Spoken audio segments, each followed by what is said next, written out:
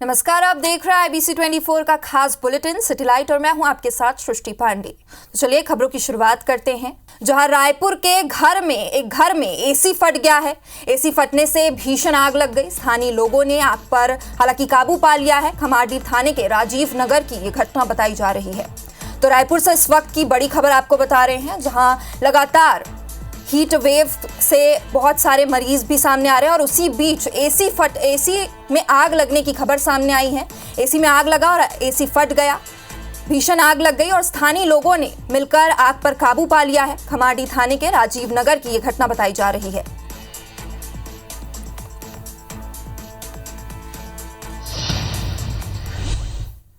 गुजरात के राजकोट में gaming zone में हुए हादसे के बाद नगर निगम रायपुर फायर सेफ्टी को लेकर हरकत में आ गया है। फायर सेफ्टी सिस्टम में कमी के कारण नगर निगम रायपुर ने प्रदेश के 2 सबसे बड़े गेमिंग जोन पूनो और रिबाउंड्स को फायर फाइटिंग सिस्टम लगाने के लिए नोटिस जारी किया है। इन दोनों गेमिंग जोन में फायर ऑडिट टीम को सुरक्षा में बड़ी चूक मिली। सबसे बड़ी बात, दोनों को अब तक फायर NOC नहीं मिला है। दोनों में फायर एग्जिट भी नहीं है। गेम जोन में अंदर जाने और बाहर निकलने का एक ही रास्ता है। ऐसे में आग लगने पर भगदड़ की स्थिति बन सकती है। आग लगने पर पानी की बौछार छोड़ने वाली वाटर स्प्रिंकलर और फायर सेंसर भी नदारद है। इन दोनों के अलावा अंबुजा मॉल और मैग्नेटो मॉल को भी नगर निगम ने फायर सेफ्टी के उचित प्रबंधन नहीं मिलने पर नोटिस दिया है।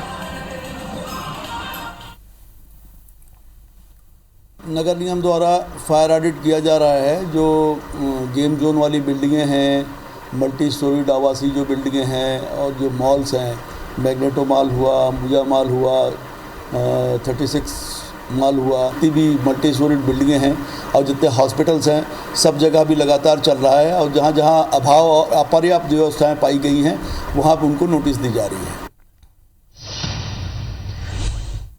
और वहीं खारून नदी के संरक्षण को लेकर नगर निगम रायपुर की बड़ी लापरवाही सामने आई है। पहले ही चिंगरी नाले का गंदा पानी खारून नदी में गिर रहा था और अब नदी से गुजरने वाली सीवरेज लाइन का गंदगी नदी में मिल रहा है। वहीं घरों में उपयोग होने वाले कीटनाशक भी इस पानी में मिलकर इसे जहरीला बना रहे हैं, जिसके चलते रायपुर, अमलेश्वर, भिलाई और चरौदा को दूषित पेयजल का सप्लाई किया जा रहा है। इस मामले में IBC 24 से बात करते हुए जनप्रतिनिधियों समेत स्थानीय लोगों ने निगम अधिकारियों पर गंभीर आरोप लगाए हैं। मौके का जायजा लिया हमारे संवाददाता संदीप शुक्ला ने। ऐन गर्मी के मौसम में जिस समय सबसे ज़्यादा बीमारियां फैलती हैं, उस समय आप देखेंगे खारून नदी में जो अंदर से सीवरेज लाइन जाती है वो कई दिनों से फट गई है और उसका लाखों लीटर जो गंदा पानी है हर सेकंड खारून नदी में मिल रहा है। मल मूत्र और सीवरेज का पानी है। और आपको बता दें कि इस जगह से अमलेश्वर, भिलाई, चरौदा और रायपुर के कई इलाकों में WRS समेत कई इलाके हैं जहाँ पर वो पानी को फिल्टर से कर भेजा जाता है। और सिर्फ यही नहीं, आगे चिंगरी नाला है, चिंगरी नाले से भी ऐसे ही बहुत लाखों लीटर पानी जो है वो खारून नदी में मिल रहा है। आज तक सीवरेज ट्रीटमेंट प्लांट इस पर बन नहीं पाया है। दीनबंधु ठाकुर जी हमारे साथ। सीवरेज ट्रीटमेंट प्लांट की तो पहले व्यवस्था हो चुकी थी, लेकिन शासन की लापरवाही से कई जगह डैमेज हो चुका है। और इससे पहले चिंगरी नाले में जो अंडरग्राउंड पाइपलाइन डाले थे वो उनको एक कोई बिल्डर के माध्यम से उनको पूरा डैमेज करके वेनिकेट को तोड़ करके फिर से पूरी गंदा पानी को नदी में बहाया जा रहा है। खारून नदी के प्रति कोई जवाबदारी अपने समझ नहीं रही है। ये पूरा मल मूत्र पानी, गंदा पानी यहाँ पे जगह जगह मिल रहा है और नाम मात्रा का जो इन लोगों ने जो सीवरेज बाहर निकालने के बनाया, हर जगह लीकेज है और वहाँ पे चिंगरी नाला से भी पानी आ रहा है, जगह जगह आ रहा है और यहाँ कचरा को भी यहीं डंप करके चले जाते हैं। सुनवाई नहीं हो रही है। और सबसे बड़ा आश्चर्यचकित करने वाली बात यह है कि पूर्व मुख्यमंत्री भूपेश बघेल जी का ये क्षेत्र है और भूपेश बघेल जी बड़ा कूद करके पुण्य मेला में यहाँ स्नान करते थे। और शर्म की बात है कि आने वाले पिछले 5 सालों में ये खारून नदी की दशा और दुर्दशा उन्होंने ऐसी की है कि आने वाले 4 साल तक के इसमें 15 साल में आप लोग भी तो सीवरेज ट्रीटमेंट प्लांट नहीं बना पाए ना। 15 साल में जो है नाला यहाँ पे आता नहीं था, ये पानी कहीं और जाता था। खारून जो है जीवनदायिनी है रायपुर की, उसके बावजूद यहाँ पे कार्य एकदम शून्य होता है। शिकायत करने के बावजूद काम नहीं होता है। और जिस प्रकार से आपके चैनल के माध्यम से जो दिखाया जा रहा है कि यहाँ पर नदी में मलमूत्र का जो पानी जा रहा है, जिससे हमारे घरों का भी नल का जल स्रोत भी यही है। शासन हमारी है, पर निगम प्रशासन आज भी कांग्रेस शासन का चश्मा पहने हुए अपने टेबल पे बैठे हैं। इसका पानी पूरे शहर में सप्लाई होता है, ये दुर्ग, भिलाई, चरोदा तक भी जाता है। प्राणदायक नदी है हमारी। बीमारियां भी फैल रही है शहर के अंदर में। निगम उसका वो भी देते हैं कि डायरिया फैला, इस मोहल्ले में इतने लोग बीमार पड़े, इतने लोग का ये हुआ, पर उसको देखते हुए भी अगर सरकार को छोड़ी आज निगम प्रशासन उस पर ध्यान नहीं दे पा रही है, तो ये शर्म की बात है निगम प्रशासन के लिए। पानी बहुत ख़राब हो गया है नाले की वजह से, और टूरिस्ट आते हैं, बहुत गंदा है पानी, पानी में हाथ डालते तो पूरा खुजली हो जाते हैं, इसीलिए बहुत कम आते हैं टूरिस्ट घूमने। यहीं से बहुत परेशानी हो रहा है। कस्टमर लोग बोलते हैं कि यहाँ बहुत बदबू हो रहा है भैया, ऐसा करके बोल सकते हैं आप क्या स्थिति है खारून की। लगातार इस पर हम फॉलोअप लेते रहेंगे, आगे आपको और भी दिखाएंगे कि कैसे जीवनदायिनी नदी जो खारून रायपुर, दुर्ग और कुम्हारी, चरौदा, भिलाई को पानी देती है, उसकी क्या स्थिति है, किस कदर दर्जनों गंदे नालों का पानी हर समय खारून को प्रदूषित कर रहा है। कैमरामैन रेणु साहब के साथ संदीप शुक्ला, IBC 24 रायपुर से। नर्सिंग कॉलेजों की सीबीआई जांच में घूसखोरी उजागर होने के बाद जबलपुर हाईकोर्ट ने सख्त रुख अपनाया है। याचिकाकर्ता लॉ स्टूडेंट एसोसिएशन के आवेदन पर सुनवाई करते हुए हाईकोर्ट ने बड़ा आदेश सुनाया है। जबलपुर हाईकोर्ट ने उन सभी 169 कॉलेजों की फिर से जांच के लिए आदेश दिए हैं जिन्हें सीबीआई ने क्लीन चिट दे दी थी। नर्सिंग कॉलेजों की दोबारा जांच में पारदर्शिता रहे, इसके लिए हाईकोर्ट ने सीबीआई की पूरी जांच प्रक्रिया की वीडियोग्राफी करवाने के निर्देश भी दिए हैं। इतना ही नहीं, हाईकोर्ट ने यह भी आदेश दिया है कि जांच के दौरान संबंधित जिले के न्यायिक मजिस्ट्रेट भी मौजूद रहेंगे। इस मामले में याचिकाकर्ता और अधिवक्ता विशाल बघेल से बात की हमारे जबलपुर संवाददाता विजेंद्र पांडे ने। नर्सिंग कॉलेज फर्जीवाड़े में सीबीआई अधिकारियों की गिरफ्तारी के बाद इस पूरे मसले पर एक नया अपडेट है। हाई कोर्ट ने निर्देश दिया है कि अब सूटेबल पाए गए कॉलेजेस की जांच नए सिरे से की जाएगी और क्या कुछ दिशा निर्देश हैं, इस वक्त बताने के लिए हमारे साथ विशाल बघेल हैं जो इस पूरे मामले के याचिकाकर्ता हैं और अधिवक्ता हैं। जिस तरह से जांच में ये पाया गया, सीबीआई अधिकारियों की गिरफ्तारी हुई, पैसे लेकर वो कॉलेजों को मान्यता दे रहे थे, उन्हें क्लीन चिट दे रहे थे। कोर्ट के संज्ञान में आपने क्या बातें लाई हैं? आज सुनवाई के बाद हाई कोर्ट ने क्या निर्देश दिए हैं? विशाल, इस पूरे घटनाक्रम जो भी लेन देन के मामले थे या उनको लेन देन करके क्लीन चिट देने के मामले थे, इसकी एफआईआर हाईकोर्ट के रिकॉर्ड पे लाई है और इस पूरे घटनाक्रम को सुनने के बाद माननीय उच्च न्यायालय ने आज नए निर्देश दिए हैं। उनमें जो भी नर्सिंग कॉलेजों की जांच पूर्व में सीबीआई ने करके और उनको सुटेबल रिपोर्ट देकर हाईकोर्ट में पेश की थी, उनकी पुनः जाँच के आदेश माननीय उच्च न्यायालय ने दिए हैं। इन जाँच में नए सीबीआई की टीम इसमें जाँचें करेंगी। संबंधित जिलों के न्यायिक मजिस्ट्रेट भी इन जाँचों के दौरान उपस्थित रहेंगे। पूरी जाँच की वीडियोग्राफी कराई जाएगी। उन जांच और वीडियोग्राफी के दौरान संबंधित कॉलेज के प्रिंसिपल और संचालक भी उस दौरान उपस्थित रहेंगे। तो हाईकोर्ट ने उन तमाम सूटेबल पाए गए कॉलेजेस की जांच फिर से करने के निर्देश दिए हैं जिन्हें सीबीआई ने अपनी जांच में सूटेबल करार दे दिया गया था और अब न सिर्फ सीबीआई जांच होगी बल्कि इसकी वीडियोग्राफी भी करवाई जाएगी। तो हाईकोर्ट का एक बड़ा दिशा निर्देश है और उसके बाद देखना होगा कि इस पर अगली सुनवाई में कोर्ट क्या रुख अपनाती है। कैमरामैन सतीश सराटे के साथ विजेंद्र पांडे, IBC 24 जबलपुर। छत्तीसगढ़ की 11 लोकसभा सीटों की वोटों की गिनती की तैयारी युद्ध स्तर पर चल रही है। इस बार बस्तर लोकसभा सीट के वोटों की गिनती 6 स्थानों पर, राजनांदगांव, जांजगीर चांपा की 4 और रायपुर, बिलासपुर और दुर्ग लोकसभा के वोटों की गिनती 2 जगहों में होगी। सभी जगह सीसीटीवी से मॉनिटरिंग की जाएगी। काउंटिंग स्थल पर इस बार मोबाइल, लैपटॉप ले जाना प्रतिबंधित रहेगा। सभी काउंटिंग स्थल में 3 लेयर में सुरक्षा व्यवस्था रहेगी। सीआरपीएफ, छत्तीसगढ़ आर्म्स फोर्स और सीजी पुलिस बल को अलग अलग लेयर में मुस्तैद भी किया जाएगा। काउंटिंग के लिए सभी प्रत्याशी अपने एजेंट तैयार कर रहे हैं। 1-2 दिन में ट्रेनिंग भी शुरू कर दी जाएगी। मुख्य निर्वाचन पदाधिकारी रीना बाबा साहब कंगाले ने कहा कि निर्वाचन प्रक्रिया का अंतिम पड़ाव मतगणना है, इसके प्रेक्षकों की भूमिका महत्वपूर्ण है। वहीं बीजेपी, कांग्रेस ने तैयारी पूरी होने की बात कही है।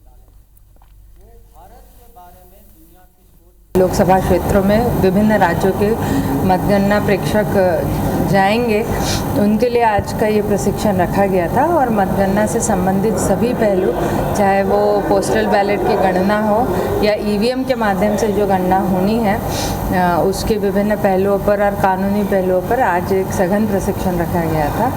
काउंटिंग को लेकर भारतीय जनता पार्टी ने अपनी तैयारियां प्रारंभ कर दी है। काउंटिंग एजेंट बनाए जा रहे हैं, उसकी तैयारी चल रही है। काउंटिंग एजेंट की प्रशिक्षण भी करेंगे, उन्हें जानकारी भी देंगे काउंटिंग के लिए, और भारतीय जनता पार्टी के स्तर पर काउंटिंग के लिए पूरी तैयारी है। हमारी कांग्रेस पार्टी के द्वारा भी सभी लोकसभावार और जिलेवार प्रशिक्षण देने का हमारे कार्यकर्ताओं को कार्य जारी है और 4 तारीख के पहले ये सब प्रशिक्षण का कार्यक्रम हमारे सभी लोकसभा क्षेत्रों में संपन्न कर लिए जाएंगे। छत्तीसगढ़ जीएसटी विभाग की ओर से टैक्स चोरी पर रोक लगाने के उद्देश्य से राज्य में ई-वे बिल के प्रावधानों में दी गई छूट को समाप्त कर दिया गया है। इसके लिए सरकार ने 24 मई को ही अधिसूचना जारी कर दी। अब राज्य में व्यवसायियों के लिए 50,000 रुपए से अधिक के गुड्स का परिवहन करने पर ई-वे बिल जनरेट करना आवश्यक होगा। लेकिन सरकार के इस निर्णय से ई-वे बिल सिस्टम पर सियासत भी शुरू हो गई है। ई-वे बिल की छूट समाप्त किए जाने पर चैम्बर ऑफ कॉमर्स ने आपत्ति जाहिर की है। वहीं कांग्रेस व्यापारियों के समर्थन में आ गई है। कांग्रेस संचार विभाग के प्रमुख सुशील आनंद शुक्ला का कहना है कि भाजपा ने इंस्पेक्टर राज को वापस ला दिया है। वहीं भाजपा के प्रदेश महामंत्री संजय श्रीवास्तव का कहना है कि कांग्रेस बेवजह इस मामले का विरोध कर रही है। सरकार के इस निर्णय से राज्य को अधिक राजस्व भी मिलेगा।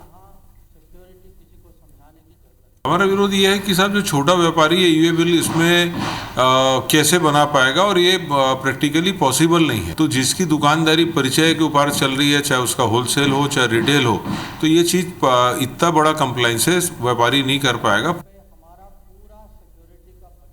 देखिए सीधे सीधे इंस्पेक्टर राज की वापसी है, वसूली करने के लिए किया गया है। तर्क ये कुछ भी दें, उद्देश्य इनका वसूली करना है, भयारोहण करना है। कांग्रेस पार्टी सरकार के इस निर्णय का विरोध करती है और तत्काल ई-बिल पद्धति को फिर से लागू करने की मांग करती है। हम पैसा वसूलते हैं डेवलपमेंट के लिए मान लीजिए, लेकिन कांग्रेस वसूलती है अपनी जेब भरने के लिए, अपने घर परिवार के लिए। ये मूल अंतर है। तो कांग्रेस को ये समझना चाहिए, केवल कुछ चीज़ें नई इम्प्लीमेंट हुई हैं उसका विरोध करें, अपने को जीवित रखें, इसी का प्रयास केवल कांग्रेस कर रही है। तो लोकसभा चुनाव के बीच छत्तीसगढ़ में कांग्रेस और बीजेपी के बीच कार्टून वॉर लगातार जारी है। बीजेपी ने अपने सोशल मीडिया अकाउंट पर पूर्व मंत्री उमेश पटेल को घेरते हुए एक वीडियो पोस्ट किया है, जिसमें उमेश पटेल विष्णुदेव सरकार से इंसाफ की उम्मीद की बात करते नजर आ रहे हैं, जिस पर सियासत गर्म हो गई है। वहीं इस मामले पर उमेश पटेल ने कहा कि भाजपा आईटी सेल को कुछ भी पोस्ट जारी करने से पहले स्टडी कर लेना चाहिए। उन्होंने कहा कि बयानों को तोड़ मरोड़ के पेश करना बीजेपी की पुरानी आदत है। मैं यही कहूँगा कि ये जो नई राजनीति का आपने पहल किया है, तो ये जरूर समझिए कि पहले स्टडी कर लीजिए। कम से कम ये मत हो कि कोई अ बोले और आप ब बना के उसको कार्टून बना के छाप रहे हो। और वहीं एक तरफ हरदा में IBC 24 की खबर का बड़ा असर हुआ है। यहाँ दलित युवक के बाल नहीं काटने के मामले में पुलिस ने सैलून संचालक पर केस दर्ज कर लिया है। बता दें कि हंडिया थाना क्षेत्र के भांदू गांव में सैलून संचालक ने दलित युवक का बाल काटने से मना कर दिया था। इस खबर को IBC 24 ने प्रमुखता से दिखाया, जिसके बाद पुलिस ने मामला दर्ज कर विवेचना में लिया है। तो वहीं अगली खबर सरगुजा से है, जहां दुर्घटना के बाद मरीजों को रायपुर बिलासपुर रेफर कर दिया जाता है, लेकिन जल्द ही 275 करोड़ की लागत से एक सुपर स्पेशलिटी हॉस्पिटल यहां के लोगों को मिल सकती है।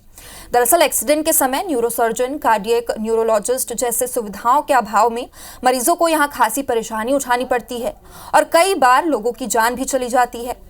बेहतर स्वास्थ्य सुविधाएं मिल सके, इसके लिए मेडिकल कॉलेज अस्पताल प्रबंधन ने पहल शुरू की है, जिसके तहत करीब 275 करोड़ रुपए की लागत से सुपर स्पेशलिटी हॉस्पिटल शुरू करने की योजना पर काम शुरू किया गया है। इसके लिए प्रस्ताव शासन को भेजने के साथ ही इसके लिए भूमि आवंटन की प्रक्रिया भी पूरी कर ली गई है। निर्धारित करने हेतु मांग पत्र में लिखा गया है कि सक्षम एजेंसी से कराई जाए। उसके बाद उनके द्वारा टोपोग्राफिकल एनालिसिस किया जाना, पर्यावरण की अनुमति लेना, या भारतीय विमानपत्तन अधिनियम 10 जब फ्लोर की बिल्डिंग बनती है तो उनका भी इसमें रोल रहता है। इस प्रकार जो विभिन्न एजेंसियों से जो एनओसी की, नगर निगम से एनओसी की जो कार्यवाही है वह भी एजेंसी फिक्स होने के बाद उनके माध्यम से प्रारंभ की जाएगी। देशभक्ति जनसेवा का नारा देने वाली मध्य प्रदेश पुलिस विभाग ने पुलिस अधिकारी, कर्मचारियों और उनके परिवार को इलाज की चिंता से मुक्त करने पुलिस स्वास्थ्य सुरक्षा योजना शुरू की थी, लेकिन पुलिस विभाग की ये योजना जबलपुर पुलिस के लिए परेशानी का सबब बन गई। दरअसल जबलपुर जिले में 3500 से ज्यादा पुलिसकर्मी हैं, जिनमें से करीब 700 पुलिस जवान ऐसे हैं जिन्होंने अपना और अपने परिजनों का इलाज पुलिस स्वास्थ्य सुरक्षा योजना के तहत तो कराया, लेकिन अब उनके बिल अटक गए हैं, जिसके लिए लगातार पीड़ित पुलिसकर्मी दफ्तर में के साथ आला अधिकारियों के चक्कर लगा रहे हैं, लेकिन फिर भी उन्हें राहत नहीं मिल रही है। इसके उलट अस्पतालों के बिल का बोझ भी जबलपुर पुलिस पर बढ़ता जा रहा है। इसकी सबसे बड़ी वजह शासन से बजट न मिलना बताया जा रहा है। जबलपुर पुलिस का मुख्यालय में करीब 5 करोड़ रुपए का बजट अटका हुआ है और उसके बदले अभी तक मुख्यालय से जबलपुर पुलिस को महज सिर्फ 15 लाख रुपए ही मिला है। मेडिकल में अभी हमारे पास करीब 5 करोड़ के बिल लंबित है और जैसे ही शासन से पुलिस मुख्यालय स्तर पर हमको बजट प्राप्त होगा तो जो हमारे पुलिस स्वास्थ्य सुरक्षा योजना के तहत जो अस्पताल चिन्हित है उनको और जो स्वयं जो इलाज कराए हैं उनको उनके देयक उनने हमें प्रस्तुत कर दिए हैं और पूरा उनका बिल रेडी है और जैसे ही बजट की राशि आती है तत्काल उनके खाते में समायोजित की जाएगी। और उधर उज्जैन शहर के लगभग 12 छात्र किर्गिस्तान में एमबीबीएस की पढ़ाई करने गए थे, जिसमें से एक छात्र उज्जैन अपने घर वापस लौट आया है। घर लौटे छात्र ने आपबीती बताते हुए मुख्यमंत्री का आभार माना। छात्र रवि कुमार सराठे का कहना है कि मुख्यमंत्री डॉक्टर मोहन यादव ने समय निकालकर हमसे वीडियो कॉल पर बात की, हमें हिम्मत बांधी और ये भी कहा कि आपके साथ बाबा महाकाल हैं, आगे का रास्ता निकल जाएगा। इसके बाद हमें हिम्मत आई और हम बस से किर्गिस्तान पहुंचे और कजाकिस्तान से अबू धाबी से फ्लाइट का टिकट लेकर हम दिल्ली पहुंचे और दिल्ली से अपने घर उज्जैन पहुंचे। छात्र लगभग 8 महीने बाद से अपने घर पहुंचे हैं। छात्र की मां लीना सराठे ने भी मुख्यमंत्री का आभार जताया है। मैं मुख्यमंत्री जी का बहुत धन्यवाद करना चाहता हूं कि उन्होंने पर्सनली हमें वीडियो कॉल करने का समय निकाला और हमें बहुत हिम्मत दिलाई। उन्होंने बोला कि भगवान महाकाल का तो अपने ऊपर आशीर्वाद है और अपन उज्जैन के लोग हैं तो हमें हिम्मत रखनी चाहिए, तो उससे हमें बहुत हिम्मत मिली और आज मुख्यमंत्री जी के कारण ही मैं यहाँ पे इस जगह मम्मी पापा के साथ खुशी और मौजूद हूँ। जो समय निकाल के उन्होंने मेरे बच्चों को और जितने भी बच्चे थे वहाँ उनको हिम्मत दी है वहाँ पे ऐसे माहौल में रहने के लिए, और उसके बाद उन्होंने जो हिम्मत बंधाई उस कारण से उनकी सहयोग से मेरा बच्चा मेरे घर वापस, उसके लिए मैं उनका आभार व्यक्त करती हूँ। और वहीं छत्तीसगढ़ के भी कुछ बच्चे किर्गिस्तान में फंसे हुए थे। किर्गिस्तान के बिस्केक में हिंसा के बीच छत्तीसगढ़ के छात्राओं ने सरकार से गुहार भी लगाई थी, जिसके बाद मरवाही जिले की छात्रा आयशा रॉय सुरक्षित शहर पहुंच गई है। आयशा किर्गिस्तान के बिश्केक शहर में एमबीबीएस की पढ़ाई करने गई थी। अपने वतन वापसी के बाद अब वो परिवार के बीच बेहद खुश है और छत्तीसगढ़ सरकार को धन्यवाद भी ज्ञापित कर रही है। वहाँ माहौल तो अच्छा नहीं था, हम लोगों को हॉस्टल में बंद रखा था 6-7 दिनों के लिए। खाना भी एक टाइम पे मिलता था और बाहर आना जाना बिल्कुल मना था। हॉस्टल भी मतलब पूरा ढका हुआ था, मतलब बाहर के लोगों को पता नहीं चल पा रहा था कि हम हॉस्टल में हैं। जब घर वालों से बात हुई, यहाँ खबर दी तो सबने मेरे को वो दिया कि कुछ नहीं होगा, जल्दी आ जाएगी तू घर, ये सब करके तो थोड़ा फिर बेटर फील करी मैंने। और अब सूखे कचरे से भी बिजली का उत्पादन हो सकेगा। सूखे कचरे को जलाने के बाद उससे निकलने वाली हीट से बिजली का उत्पादन हो सकेगा।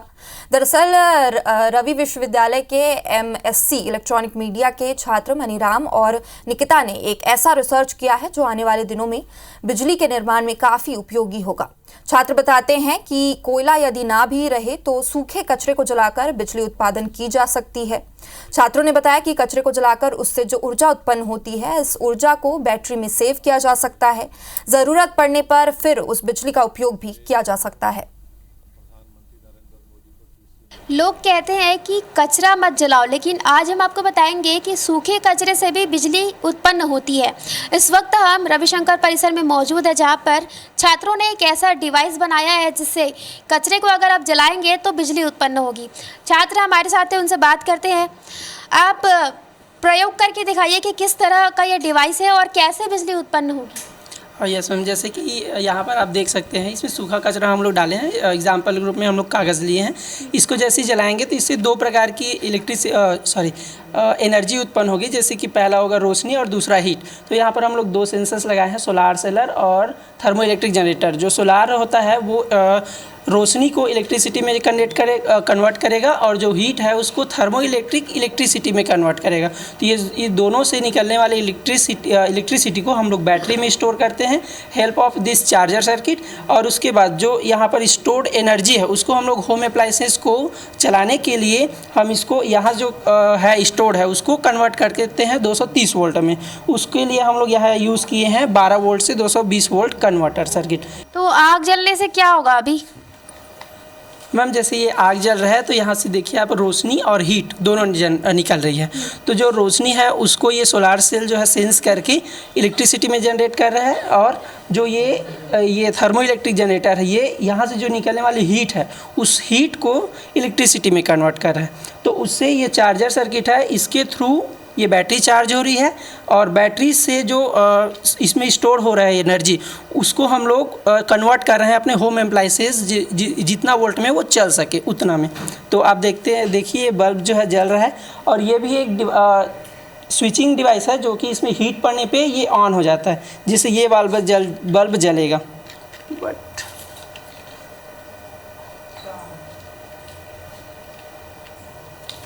बल्ब है वो जल चुका है और ये बल्ब है ये कचरे से जला है तो ये वाकई में आगामी दिनों के लिए फ़ायदेमंद साबित होगा। लोग कहते हैं कि बिजली बचाओ लेकिन इस तरह से भी इलेक्ट्रिसिटी उत्पन्न की जा सकती है जो आगामी दिनों के लिए काफ़ी फ़ायदेमंद साबित होगा। कैमरामैन रेनू साहू के साथ सुप्रिया पांडे, IBC 24 रायपुर। तो वहीं गर्मी का कहर लगातार जारी है। मध्य प्रदेश में नौतपा में सूरज की तपिश कुछ ज़्यादा ही बढ़ गई है। कई जिलों में तापमान 45 डिग्री से भी ज़्यादा चल रहा है। लोगों का घरों से बाहर निकलना भी मुश्किल हो गया है। स्क्रीन पर दिखाई दे रही ये 5 तस्वीरें उज्जैन, विदिशा, कटनी, शहडोल और सिवनी की है, जहाँ भीषण गर्मी ने लोगों को खूब परेशान किया। वहीं उज्जैन जैसे कई जिलों में गर्मी के कारण डायरिया की शिकायतें भी सामने आई हैं। भीषण गर्मी के चलते जिला चिकित्सालय में मरीजों की संख्या 3 गुना बढ़ गई है। वहीं विदिशा में कलेक्टर और एसपी के अलावा पुलिस लाइन में गर्मी के चलते अनेक पक्षियों की मौत की भी खबर है। कटनी में गर्मी के कारण सड़कें सूनी दिखी। कटनी में पारा 46 डिग्री के पार रहा। वहीं शहडोल में भी नौतपा का असर देखने को मिला है। गर्मी से जहां लोग बेहाल दिखे वहीं एक तस्वीर सामने आई जिसमें पक्षी पाइप से बह रहे पानी से अपनी प्यास बुझाते दिखे। वहीं सिवनी में की बात करें तो लोगों को सूरज की तपन और गर्म हवाओं से बचने के लिए पेड़ों की छांव तलाशते देखा गया। तो फिलहाल इसी के साथ इस बुलेटिन में इतना ही, लेकिन देश और प्रदेश की तमाम बड़ी खबरों से जुड़े रहने के लिए देखते रहिए IBC 24। नमस्कार।